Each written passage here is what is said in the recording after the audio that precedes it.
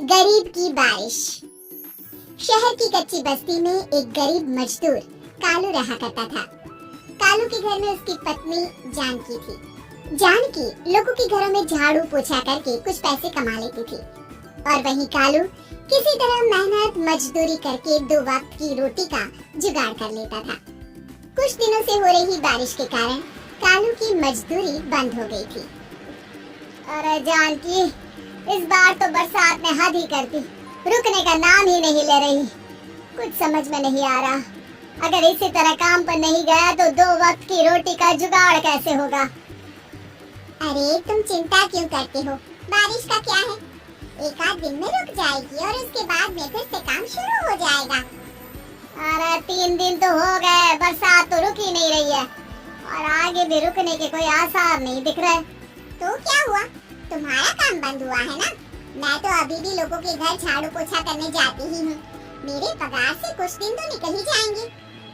अरे घर का खर्चा तो हम किसी तरह चला लेंगे जानकी, लेकिन ये जो छत टपक रही है इसका क्या करेंगे? ये बात तो आपकी सही है। हमारी झोपड़ी अब काफी पुरानी हो चुकी है और इसके छप्पर में भी कई सारे छेद हो गए हैं। रात भर पानी टपकता रहता है। अरे मैं भी इसी बात से बहुत परेशान रहता हूँ, कहीं किसी दिन ज्यादा बारिश आ गई तो हमारी झोपड़ी टूटकर बिखर ना जाए। राम राम राम, ऐसी अशुभ बातें क्यों करते हो? अरे ऐसा कुछ नहीं होने वाला, ये झोपड़ी ही तो हमारा सब कुछ है। अगर यही नहीं रही तो हम जाएंगे कहाँ? ठीक है जानकी, जब तुम्हारी पगार मिल जाएगी तो कुछ पैसे बचाकर झोपड़ी के छप्पर की मरम्मत करवा लेंगे, शायद हमारी परेशानी कुछ कम हो जाए। ठीक है जी, अब ना ज्यादा परेशान मत हो। ये लो खाना खा लो और सो जाओ, सुबह मुझे भी जल्दी काम पर जाना है। जानकी और कालू अपनी झोपड़ी में सो गए। रात को अचानक से बहुत तेज बारिश शुरू हो गई। धीरे धीरे बारिश का पानी कालू की बस्ती में भरने लगा। पानी भरते भरते झोपड़ी के बाहर तक पहुंच गया था। सुबह के वक्त जब कालू और जानकी सोकर उठे, हे भगवान, ये क्या हो गया? बारिश का पानी तो हमारे घरों तक पहुंच चुका है, अब मैं काम पर कैसे जाऊंगी? रहने दो जानकी, तुम आज काम पर मत जाओ।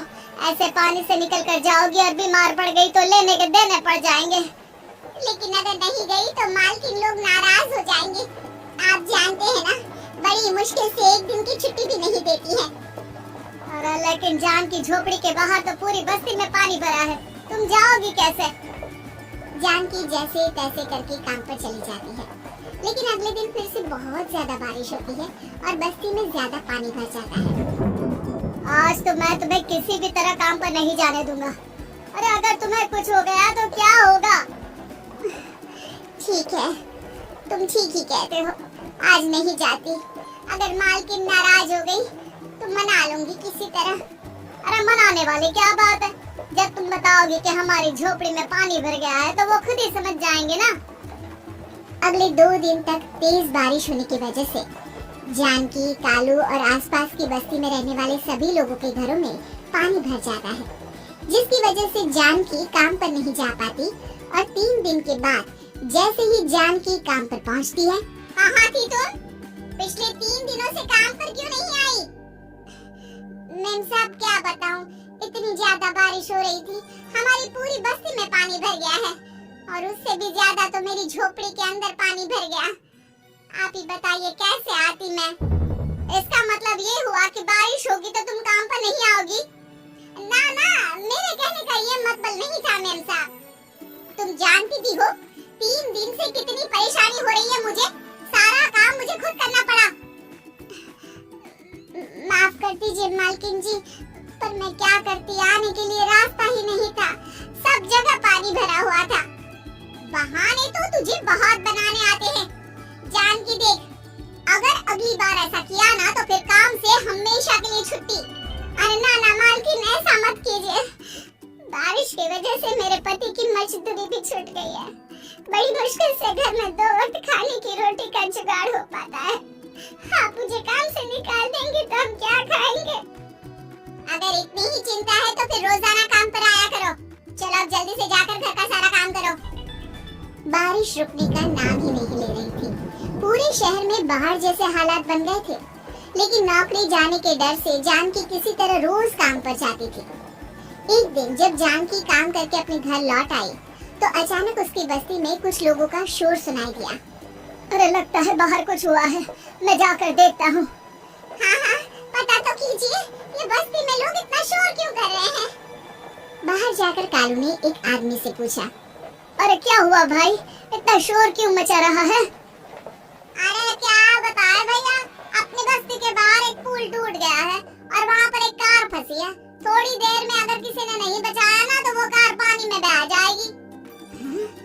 ये क्या कह रहे हो भैया, कार के अंदर कोई है क्या? हाँ, कोई औरत बैठी है अकेली है, बहुत रो रही है बेचारी, मदद के लिए बुला रही है। अरे तो हमें जाकर उनकी मदद करनी चाहिए ना। अरे लेकिन इसमें बहुत खतरा है, हमें अपने आप को बचाना चाहिए। पानी कभी भी हमारी बस्ती की तरफ आ सकता है। अरे तुम्हें नहीं चलना तो मत चलो, लेकिन मैं तो जाकर उस औरत की मदद जरूर करूंगा। कालू उस जगह पर पहुंचता है जहां वो औरत कार में फंसी हुई थी। वहां पर पानी का बहाव बहुत तेज था और सारा पानी कालू की बस्ती की तरफ ही आ रहा था। कालू ने एक बड़ी सी रस्सी को पेड़ से बांध दिया और दूसरे सिरे को कार की तरफ फेंक दिया और उस औरत को रस्सी के सहारे बाहर आने के लिए कहा। तभी वहां जानकी भी दौड़ती हुई आई। अरे ये तो मेरी मालकिन है, जिनके यहाँ मैं काम करने जाती हूँ। अरे मैडम जी, आप डरिएगा मत, आपको कुछ नहीं होगा। आपकी गाड़ी को भी मैंने रस्सी से बांध दिया है। थोड़ी देर में पानी का बहाव कम हो जाएगा, फिर हम आपकी कार को भी बाहर निकाल लेंगे। क्या तुम जानकी के पति हो? हाँ हाँ, जानकी मेरी ही पत्नी है, आपके यहाँ काम करती है ना। लेकिन मेम साहब, आप यहाँ पानी में कैसे फंस गई?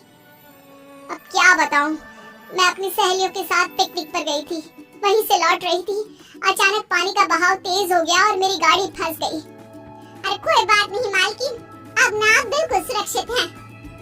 मैं तो बहुत बुरी तरह डर गई थी, कब से मदद के लिए चिल्ला रही थी, लेकिन कोई मेरी मदद के लिए नहीं आया। भला हो तुम्हारा पति का जिसने मेरी जान बचा ली। लेकिन जानकी, मैंने तुम्हारे साथ बहुत गलत व्यवहार किया।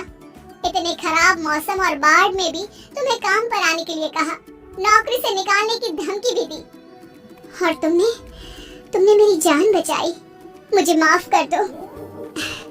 अरे कोई बात नहीं मालकिन, आपकी जान बचाना तो हमारा धर्म था। देखो जानकी, तुम्हारी झोपड़ी में जो भी नुकसान हुआ है उसके लिए मैं तुम्हें पैसे दूंगी। आज तुम्हारे पति ने मेरी जान बचाई है और आज के बाद मैं तुम्हें कभी भी नौकरी से निकालने की धमकी नहीं दूंगी। आज मैं तुम्हारी परेशानी को अच्छी तरह समझ चुकी हूँ। हम जैसे पैसे वाले लोगों के लिए अपने घर में बैठकर बारिश का मजा लेना बहुत आसान है, लेकिन तुम गरीब लोगों के लिए बाढ़ और बारिश काफी परेशानी खड़ी कर देते हैं। ये बात मुझे आज अच्छी तरह समझ आ गई है। आपका बहुत बहुत धन्यवाद मालकिन।